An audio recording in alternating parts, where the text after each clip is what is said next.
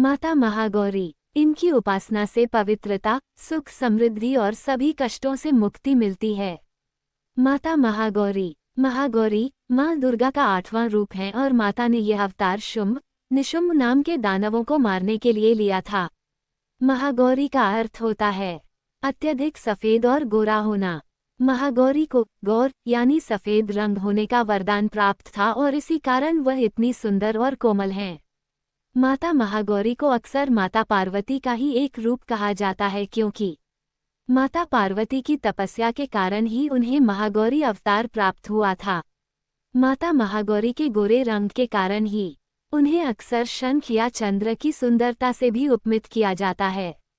माता पार्वती के रंग के जैसे उनके कपड़े, श्रृंगार, वाहन और शस्त्र भी सफेद और सुंदर हैं। माता पार्वती की आयु 8 वर्ष मानी जाती है। उनका स्वभाव बहुत कोमल और सौम्य है।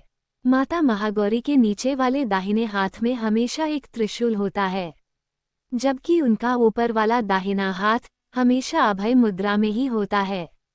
उनके ऊपर वाला बायां हाथ हमेशा वर मुद्रा में होता है, जबकि उनके नीचे वाले बाएं हाथ में एक डमरू होता है। महागौरी को बहुत ही शांत और शील माना जाता है, जिस कारण उनका ध्यान करने से मनुष्य और जीव दोनों को शांति प्राप्त होती है। माता महागौरी का वाहन बैल है, जो उनके रंग की तरह श्वेत यानी सफेद है। माता महागौरी कथा, ऐसी मान्यता है कि एक दिन शिव जी ने ब्रह्मा जी के कहने पर माता पार्वती को उनके काले रंग के कारण बहुत चिढ़ाया और उन्हें परेशान कर दिया। तब माता पार्वती गुस्से में आ गईं और उन्होंने सफेद रंग पाने के लिए ब्रह्मा जी की घोर तपस्या की। वहीं शुंभ, निशुंभ को मारने के लिए देवतागण अलग अलग तरीके खोज रहे थे। इसलिए ब्रह्मा जी ने माता पार्वती से आग्रह किया कि वह अपनी तपस्या को कुछ समय तक रोककर शुंभ और निशुंभ नामक दानवों का वध करें। शुंभ और निशुंभ 2 ऐसे दानव थे जिन्होंने संसार में हाहाकार मचा रखा था और वरदान के मुताबिक दोनों को केवल एक अविवाहित कन्या ही मार सकती थी। माता पार्वती अविवाहित थीं, इसलिए ब्रह्मा जी ने उन्हें शुंभ और निशुंभ के संहार के लिए चुना।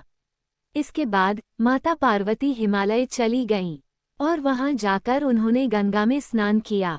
जैसे ही वह गंगा में स्नान करने गईं, उनकी काली त्वचा उनके शरीर से धुल गई और वह एकदम सफेद हो गईं।